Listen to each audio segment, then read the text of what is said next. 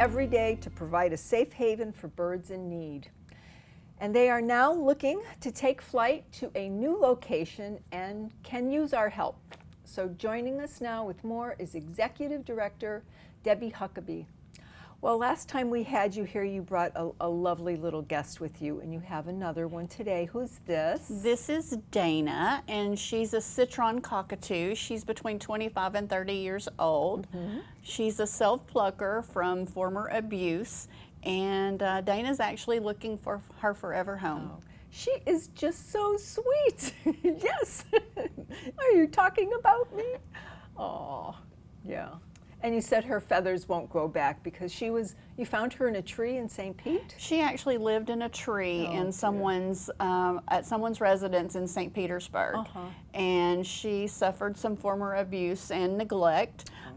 So the feather follicles, once they're damaged to a certain extent, they won't come back. But she loves being bald. She's so sweet. She just knows when you talk about her. So tell the rest of our viewers who don't know what Birds of Paradise is and what it is you do.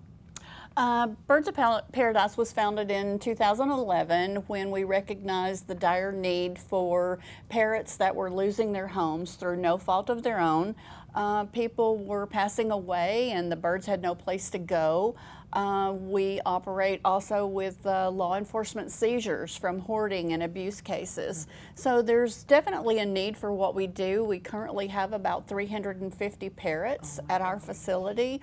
Some are available for adoption, but most are forever placements due to behaviors, or a lot of times people just prefer their parrot to live in a sanctuary type setting. Now, you mentioned a couple ways that you acquire the birds. How else do people bring them to you? Well, a lot of times, like I said, people want their bird to live in a better environment rather than living in their home in a cage while they're off at work 10, 12 hours every day. We provide them with a natural environment where they can just be a bird and love to spend time in a flock environment. They can fly and forage in the ground and play with their toys, and they're not dependent on human to be entertained every day. Now, I know you mentioned that you're looking for a new location. Yes. Tell us what's happened. Well, we're currently on 6.5 acres in East Manatee, just outside Lakewood Ranch. Unfortunately, progress is encroaching on our habitat, and the owners have decided, rather than to renew our lease, that they want to sell the property. So we're looking for 2 to 5 acres somewhere within 25 miles of Bradenton, Sarasota area, so we can remain close to our avian veterinarian. It's very important for us to be close to him. So ideally we would find something in East County a little bit, 2 to 5 acres. Ideally it would be great if someone can donate the property or at least give us a long-term lease for these guys. Okay.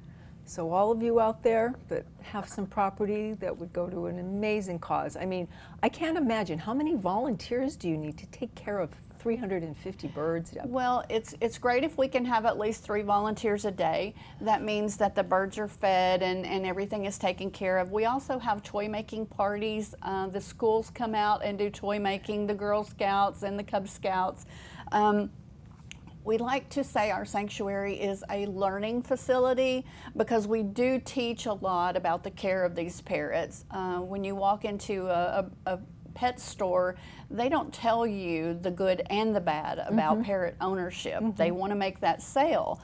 So we try to educate the people before they get a parrot, and that way they don't end up in our facility or in a closet or a basement or something that's really not conducive to a healthy bird. And I think that's a wonderful place to start, is go learn what you're getting yourself into. It's just like any other animal. You know, if they're cute, they're adorable, and then all of a sudden you get all of the other sides that you weren't anticipating. So. And these guys live so long. Some of the birds can live up to 100 years, and so they're actually just outliving their caretakers, as you well know. Yeah. Last time we were here, a friend of yours passed away. We took in their birds. Yes. It's very important for a facility like ours to exist.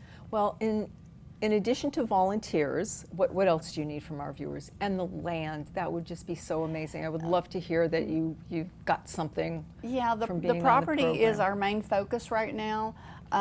We're able to move the structures that we built. We have about $250,000 in structures that we built on this property, so they're going to be able to be moved, but that also is going to require a lot of monetary donations and a lot of backbone. You know, we can always use additional volunteers, and we are a 501c3 organization, Great. so all donations are tax deductible. Okay, so where can people go to find out how to volunteer and how to donate to Deb? They can go to our website. It's www.birdsofparadise.org, and all the forms and any phone numbers or anything are on our website. Great. Thank you again for coming today and Thank you, bringing your Nancy. lovely little lady here with you. Dana's going to take a nap now. Nope, maybe not. Thanks, Deb. Thank you so much. Next on Suncoast FYI, we learn about an exciting upcoming fundraiser at Art Ovation.